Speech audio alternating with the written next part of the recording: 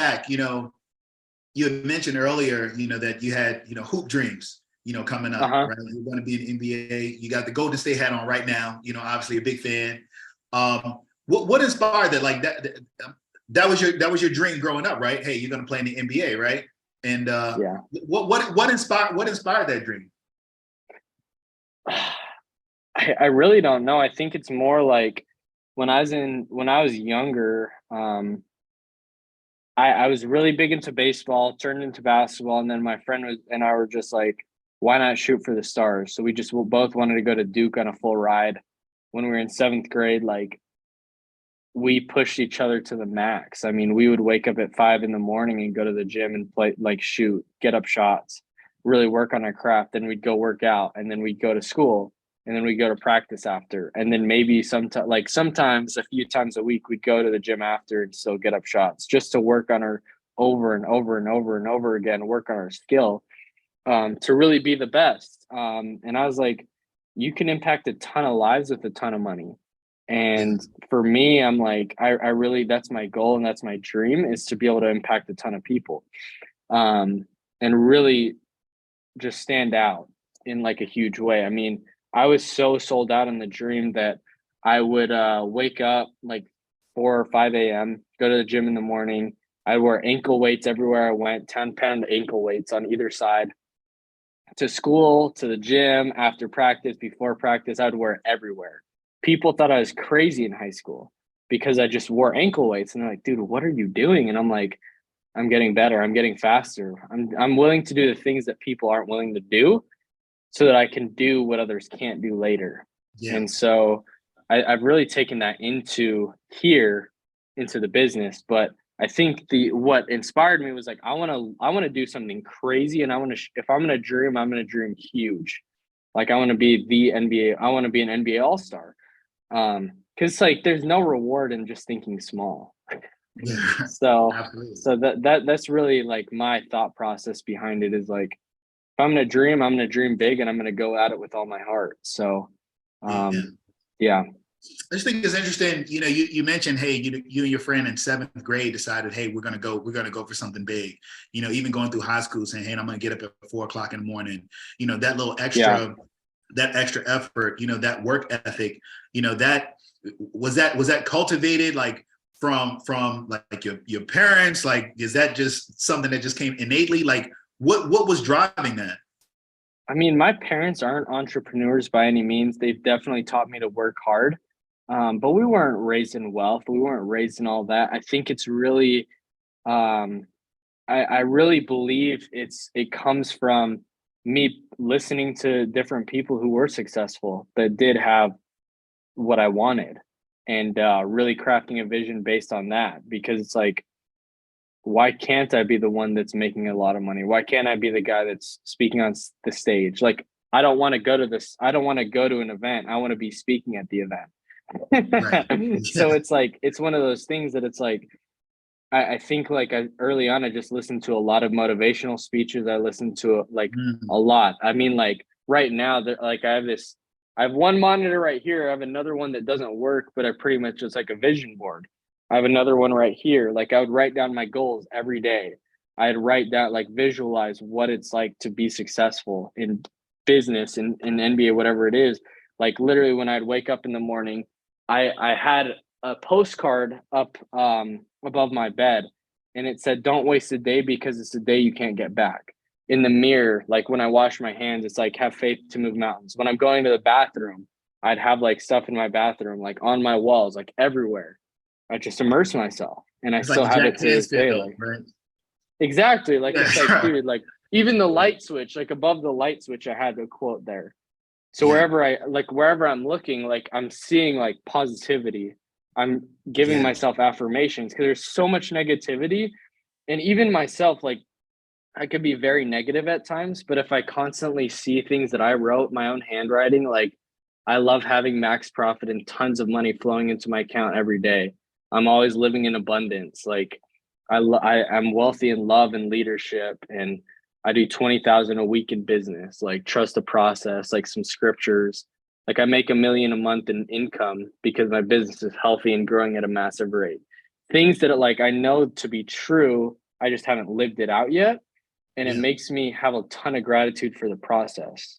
I love it. So of like, dude, it's like it might suck now. Like a few months ago, like having to ask my wife for, because I had $7 in my bank account, had to ask my wife to invest in my business and pay for leads when I didn't have money. And I think that's what really drives me and think, dang, it's not that bad.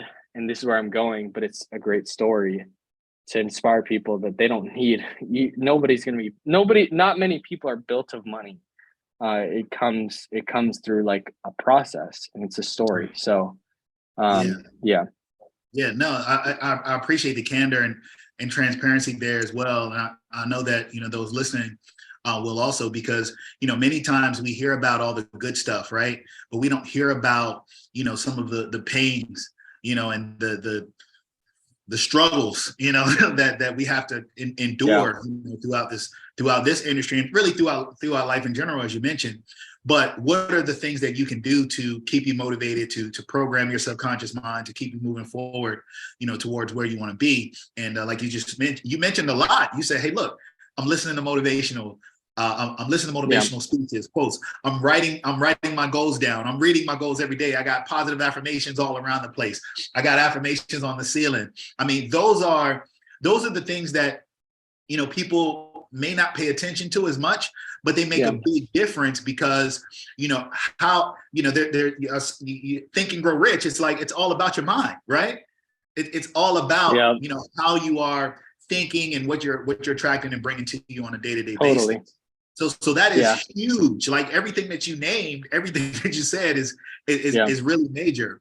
I want to talk about your transition. So coming from basketball, getting into, the industry, you mentioned that your wife's dad was in the business. He was successful. How did that conversation come about? Like, how was it introduced to you? Well, I think all along he thought I'd be good at it. He mentioned it to me a few times, like, you could be really successful in the insurance world. And I was like, dude, who wants to be in insurance? Like, I saw the life that he was living, but I was like, dude, insurance, like, that's so weird. Honestly, I was like, I have no clue what insurance is. I don't even know how you sell it, whatever. Like, it was weird, but I was like, he has the stuff that I want one day. And so when I realized that, I was like, okay, I'm open to hearing about it. And then when he would talk about it, I was like, I have no clue what you're talking about. So that first meeting, I mean, they were talking, and all I knew was the guy like made six figures when he was 20. That's all I really knew. And I was like, okay, that's insane. I want to learn how. And that's pretty much it. Like that's all that went into that. So it's like, I was like, well, you can make a ton of money. I'm just going to listen to him and do what he says. And I know it'll work out, because I didn't do exactly what my father-in-law did. I was working with one of his vendors. So like, he introduced me to him, that introduced me to like the worksite benefits, like you were saying. So, but yeah, it's like what was the main question? And because I know that was like a part of it. What was the catalyst? Like, what was the spark, so to speak, that got you actually interested in it? So you just mentioned insurance.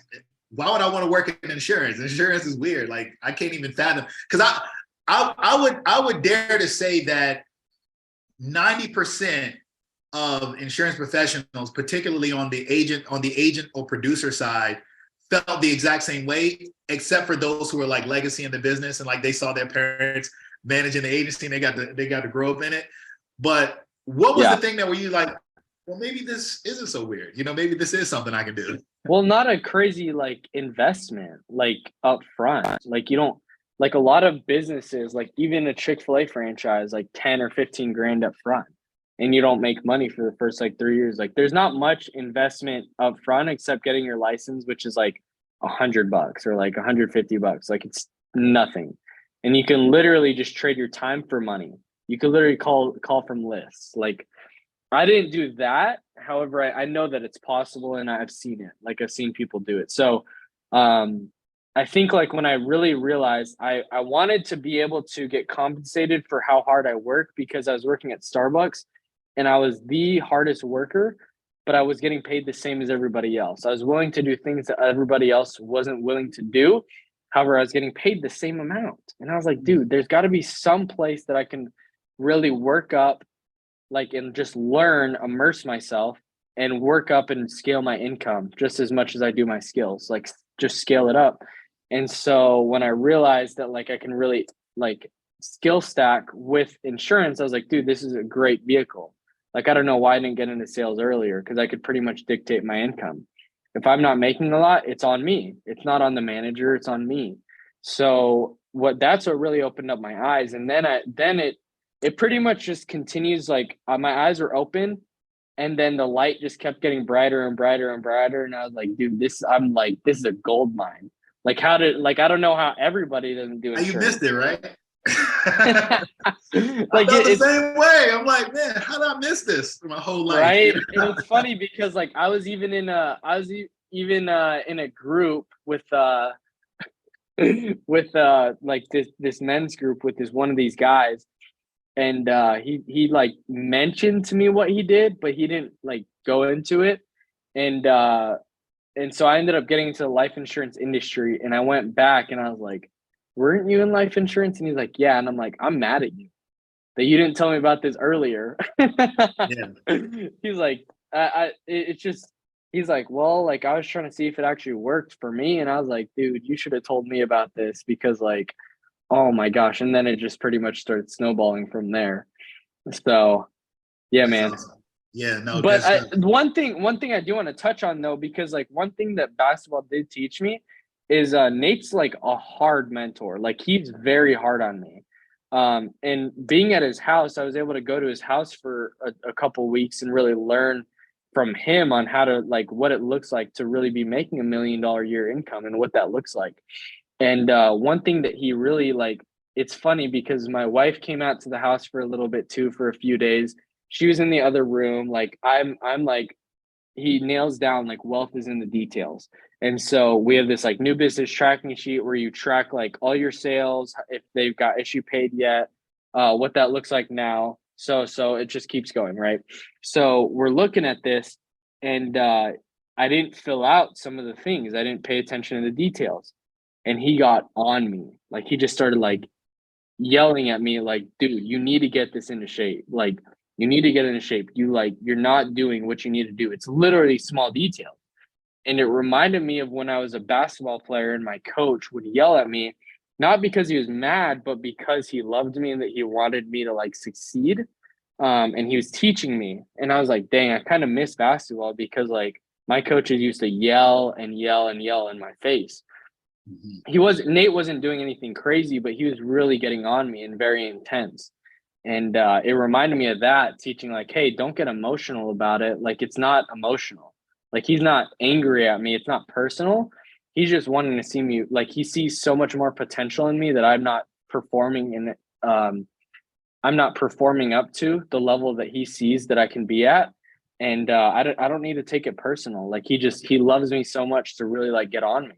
And that's what I need. And so like, really like, wealth is in the details. All right. Like, because his mentor that was making $1 million a week net after all his exotic sports car collections, his yacht, all that stuff, said that wealthy people, so there's poor people, and he like drew it out on a piece of paper. Poor people, where would you say poor people? Well, you put them on the bottom probably, right? Well, where are rich people in all of it?